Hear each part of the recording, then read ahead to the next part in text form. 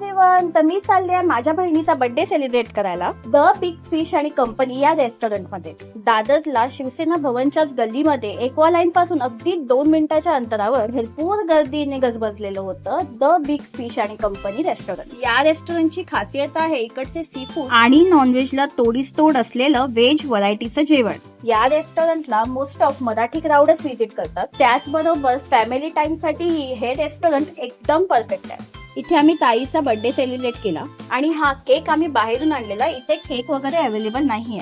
आम्ही ते veg and non veg दोन्ही ट्राय केलेलं आणि सुरुवातच सगळ्यांच्या आवडत्या बटाट्यांच्या कापांपासून केली. मग स्पेशल बिग प्रॉन्स ऑर्डर केले. बेसिकली हा प्रॉन्स पकोडा होता आणि प्रॉन्सची क्वालिटी अँड क्वांटिटी खरंच खूप चांगली होती. ड्रिंक्स मध्ये कुलबग, स्ट्रॉबेरी फ्लेवर, कोकम सरबत आणि सोलकढी ट्राय केली. व्हेज मध्ये मेन कोर्सला पनीर घी रोस्ट ऑर्डर केलेलं. सिरियसली ह्याची ग्रेव्ही खरंच खूप छान होती. आणि मग रवा सुरमई फ्रायची तुकडी आमच्या समोर हाजीर झाली. तिकडच्या स्टाफने प्रॉपर त्याच्यामधला काटा काढून आम्हाला ते सर्व केलं. बट रिअली पूर्ण डिनर मधली ही सगळ्यात बेस्ट डिश होती. मग ताईने चुलीवरची पनीर बिर्याणी ऑर्डर केली. बिर्याणीच्या स्मेलनेच ती खावीशी वाटत होती. एवढी टेस्टी बिर्याणी होती. आणि माझ्या पुढ्यात आले टुमटुमीत फुगलेले वडे, गरमागरम पापलेटचा झणझणीत रस्सा आणि त्यात एक पूर्ण अख्खं पापलेट. माझी डिश बघा कसली भारी दिसते.